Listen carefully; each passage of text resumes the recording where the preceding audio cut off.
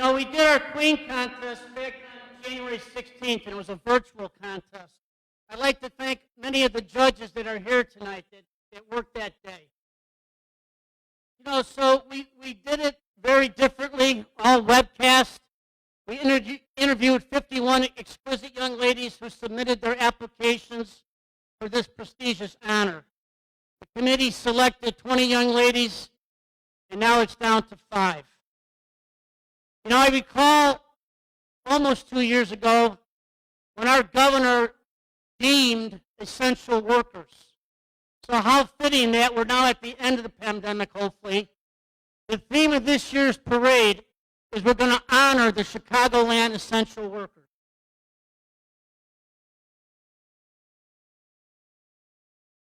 And a little bit of personal privilege, I'm proud to tell you, I don't know why, but Governor Pritzker named the plumbers first. So thank you, Governor, when you named essential workers.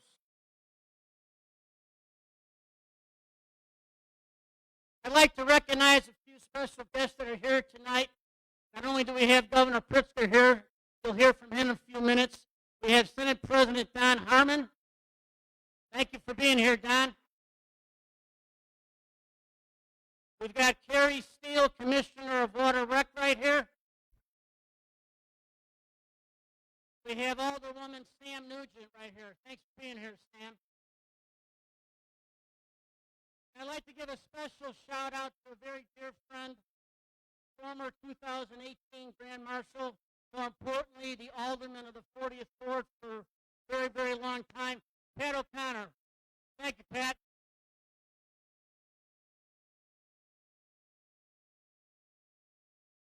We also have, we walked in with the young ladies, we have this year's Grand Marshal. You'll hear from him in a little bit.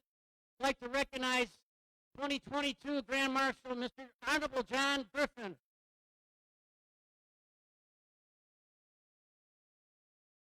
Our guest of honor this year is from Ireland.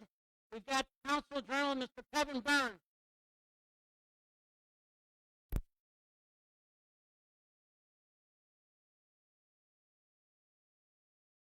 Whether it's the Queen contest or the parade or the Dying of the River, it happens because of the love people have for their Irish heritage. And we had a great volunteer who worked with this parade for many, many years. She was the editor of the parade book. She actually wrote the Plumbers newsletter. We tragically lost her way too young. It was my dear friend, Kathy Chambers. Yeah, Kathy Chambers was just a phenomenal lady. Sweet, kind, loving. I mean, the greatest part of this job, folks, is I meet so many different people, but then when you call that person a friend, that's what Kathy and her husband, Tom Chambers, meant to myself and my wife, Michelle. So we thought it'd be only fitting that in their loving memory that we honor, as a special guest of honor, Kathy and Tom Chambers. And representing them are their 3 sons right here. We got Kevin, TJ, and Mike Chambers.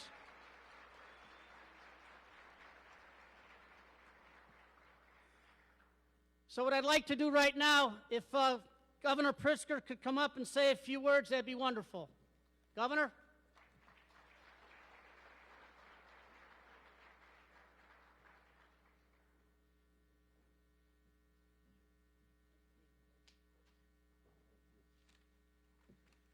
Well, thank you so much, Jim. Thank you to everyone who's joined us this evening. I know that in the midst of COVID, in the midst of the challenges that we're all having, that being able to gather together is a real blessing, and especially on a terrific occasion like this. I want to just say how important the work is that Local 130 does and that your members do. Jim, and I want to honor you and your members because you really are essential. You really have made a difference for people throughout this pandemic, and it's been very important to keep people working, to keep our infrastructure going, and I know that everyone here is grateful to Local 130. Let's give them a big round of applause.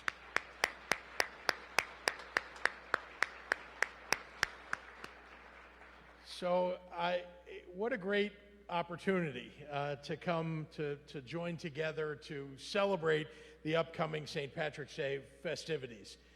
It goes without saying that the tales of the Green River heard round the world wouldn't be possible without Local 130. And of course, we all know and look forward to this occasion, the not only the dyeing of the river, but the parade gathering together. And we're going to be able to do that this year. And I'm excited about the opportunity for us all to be together outdoors once again.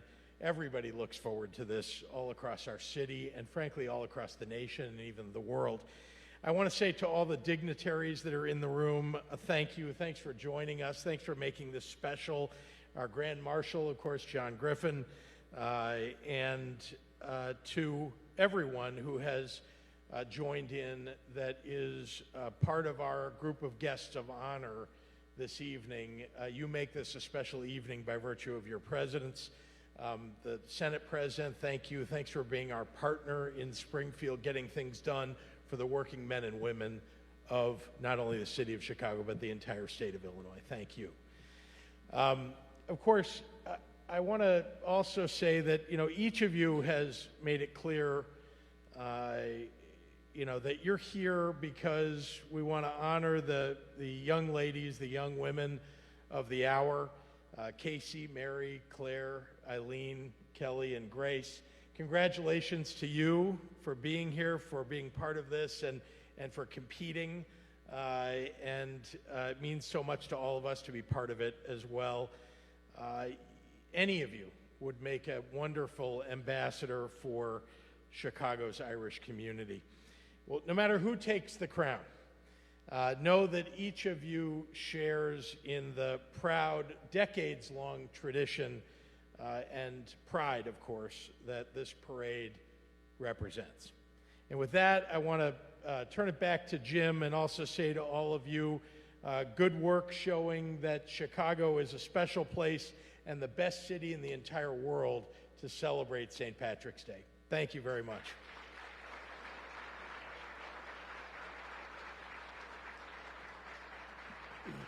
Thank you, Governor.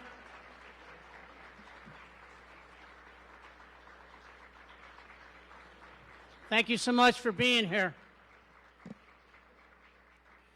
When you talk about Plumbers Hall, you talk about the history of this great Union Hall. We've been a staple here in the West Loop, believe it or not, since 1927. And as you can see what we're doing with our campus, I'm proud to tell you, I hope we all come back here on March 3rd, and we're going to have our annual corned beef and cabbage dinner that evening.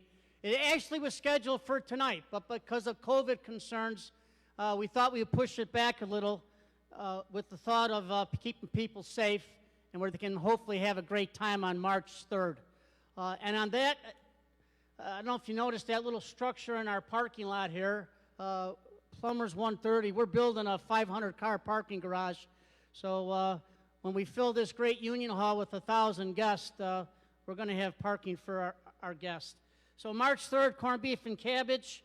The High Holy Day, Saturday, March 12th. We're going to start the day out at Old St. Pat's Church. A little change up this year because of things that the mayor wanted us to get done. Hello, Mayor. Thanks for being here. We're going to do the Mass at 8:30. We're going to dye the river at 10. And we're going to even dye the river bigger and better than ever before. We're going to go all the way west to Wolf Point. And then the parade will start off at 12:30. So just a couple changes, and the parade will be on Columbus Drive. We had hoped to make some changes going to State Street, but just the timing wasn't right this year, so we'll be back on Columbus Drive. With all that being said, when you talk about the history of the Queen Contest and the parade, I'd like to recognize our former queens that are here. I see a bunch of beautiful sashes, so ladies, thank you so much for being here.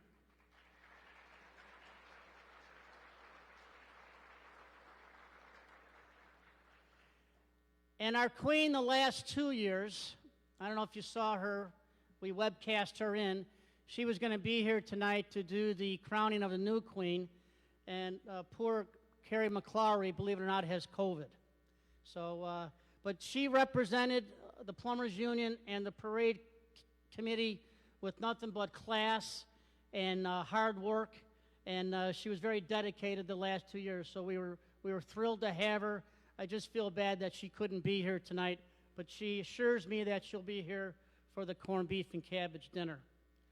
So how about our mayor, my friend, Mayor Lightfoot? You want to come up and say hello to everybody?